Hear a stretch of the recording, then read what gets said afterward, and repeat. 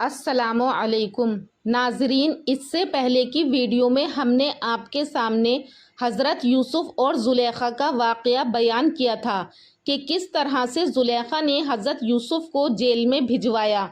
آج کی اس ویڈیو میں ہم حضرت یوسف علیہ السلام کی جیل سے رہائی کا واقعہ بیان کریں گے۔ حضرت یوسف علیہ السلام 7 سال جیل میں رہے، پھر اللہ رب العزت نے اپنے محبوب نبی کی باعزت رہائی کا بندوبست فرما دیا۔ ہوا یوں کہ مصر کے بادشاہ نے ایک ایسا حیران کن اور پریشان کن خواب دیکھا کہ درباری اور مصاحبین بھی اس کی تعبیر نہ بتا سکے۔ قرآن پاک میں اسے یوں بیان کیا گیا ہے کہ بادشاہ نے کہا کہ میں خواب دیکھتا ہوں کہ 7 موٹی گائیں ہیں جنہیں 7 دبلی گائیں کھاتی ہیں، اور 7 سبز خوشے ہیں اور 7 خشک خوشے ہیں۔ بادشاہ نے کہا کہ اے دربار والو، مجھے میرے خواب کی تعبیر بتلاؤ، اگر تم خواب کی تعبیر دینے والے ہو۔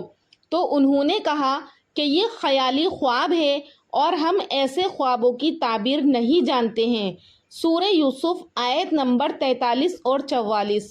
اس وقت دربار میں جب بادشاہ نے خواب بیان کیا تو وہ شاہی ساقی بھی موجود تھا جو جیل میں حضرت یوسف علیہ السلام کے ساتھ تھا، اور اس نے اپنے خواب کی تعبیر حضرت یوسف علیہ السلام سے پوچھی تھی۔ تو اس وقت بادشاہ کے خواب پر اسے جیل میں قید حضرت یوسف علیہ السلام یاد آ گئے۔ اس نے بادشاہ سے کہا کہ اگر مجھے جیل خانے جانے کی اجازت عنایت فرما دیں تو میں اس خواب کی تعبیر آپ کو لا دوں گا۔ تو بادشاہ نے اسے اجازت دے دی، تو وہ حضرت یوسف علیہ السلام کے پاس آیا۔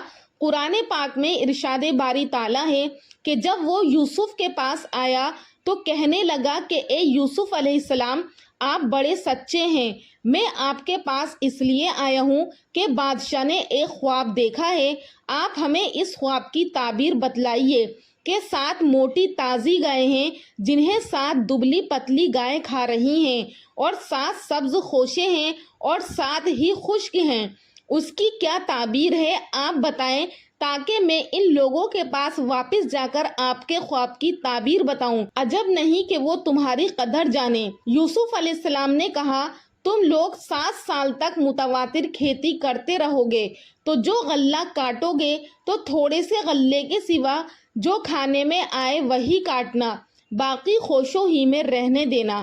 اس کے بعد 7 سال نہایت سخت قحط کے آئیں گے، وہ اس غلے کو کھا جائیں گے جو تم نے ان کے لیے ذخیرہ رکھ چھوڑا تھا، صرف وہی تھوڑا سا رہ جائے گا جو تم احتیاط سے رکھ چھوڑو گے۔ پھر اس کے بعد ایک ایسا سال آئے گا کہ خوب مینا برسے گا اور لوگ اس میں رس نچوڑیں گے۔ سورہ یوسف آیت نمبر 46 تا 49۔ اسی طرح سے یوسف علیہ السلام نے نہ صرف ان کے خواب کی تعبیر بیان فرمائی بلکہ اناج کو کیڑے سے محفوظ رکھنے کے لیے ہمدردانہ مشورہ بھی دے دیا۔ شاہی ساقی نے بادشاہ کے دربار میں حاضر ہو کر خواب کی تعبیر بیان کی تو بادشاہ بہت حیران ہوا۔ اس نے حکم جاری کیا کہ تعبیر بتانے والے کو دربار میں پیش کیا جائے۔ قاصد فوری طور پر حضرت یوسف علیہ السلام کی خدمت میں حاضر ہوا اور دربار میں چلنے کی درخواست کی، تو یوسف علیہ السلام نے فوری طور پر جانا پسند نہیں فرمایا اور قاصد سے کہا کہ اپنے بادشاہ کے پاس جا کر پوچھو کہ ان عورتوں کا حقیقی واقعہ کیا ہے جنہوں نے اپنے ہاتھ کاٹ لیے تھے۔ اس پر بادشاہ نے عورتوں کو طلب کیا اور پوچھا کہ اے عورتوں، کیا ہوا تھا جب تم نے یوسف علیہ السلام کو اپنی طرف مائل کرنا چاہا؟ سب نے یک زبان ہو کر کہا کہ ما حاشا للہ، ہم نے ان میں کوئی برائی نہیں دیکھی۔ عورتوں نے جب حضرت یوسف علیہ السلام کی پاک دامنی کی گواہی دے دی تو زلیخا وہاں موجود شرم سے پانی پانی ہو گئی۔ وہ بولی کہ اب سچی بات تو ظاہر ہو ہی گئی ہے، اصل یہی ہے کہ میں نے ان کو اپنی طرف مائل کرنا چاہا تھا اور وہ بے شک سچے ہیں۔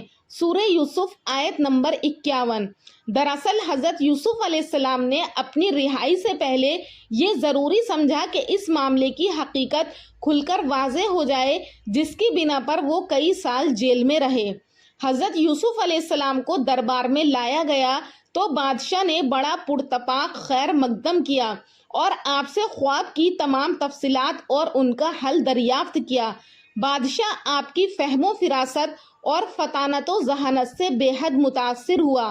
حضرت یوسف علیہ السلام نے فرمایا، مجھے اس ملک کے خزانوں پر مقرر کر دیجئے، کیونکہ میں حفاظت کر سکتا ہوں اور اس کام سے واقف بھی ہوں۔ بادشاہ مصر ایک جہاں دیدہ تجربہ کار اور چہرہ شناس شخص تھا۔ اس نے آپ کو خزانے سمیت امور مملکت میں مختار کل بنا دیا۔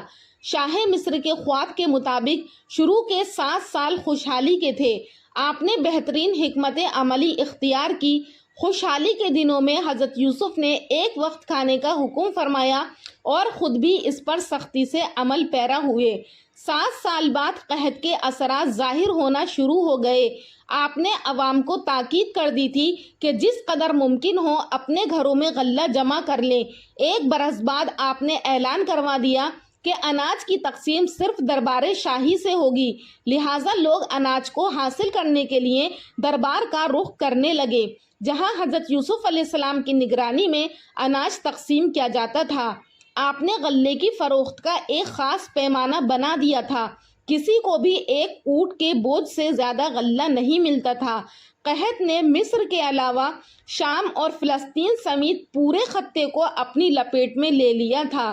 اسی کے ساتھ ہی حضرت یوسف علیہ السلام کی فیاضی اور رحم دلی کی شہرت بھی دور دور تک پھیل چکی تھی۔ لوگ جوک در جوک آتے اور اناج خرید کر چلے جاتے۔ حضرت یعقوب علیہ السلام کا خاندان فلسطین میں تھا اور قحط فلسطین میں بھی آ چکا تھا۔ جب حضرت یعقوب علیہ السلام کو عزیز مصر یعنی حضرت یوسف علیہ السلام کی فیاضی کا علم ہوا تو بیٹوں سے کہا کہ تم بھی مصر جا کر اس رحم دل حکمران سے غلہ لے آؤ۔ ناظرین، آج کے لیے بس اتنا ہی۔ کس طرح سے حضرت یوسف علیہ السلام کے بھائی حضرت یوسف علیہ السلام ہی سے غلہ لینے کے لیے جاتے ہیں، جبکہ وہ بچپن میں ان کو اپنے سے الگ کر چکے تھے، اور آج ان کی کیا شان ہے۔ تو اس کے آگے کا واقعہ کہ کس طرح سے ان کے بھائی وہاں پہنچتے ہیں اور ان سے غلہ لیتے ہیں، یہ لے کر انشاءاللہ حاضر ہوں گی اگلی ویڈیو میں۔ تب تک کے لیے اللہ حافظ۔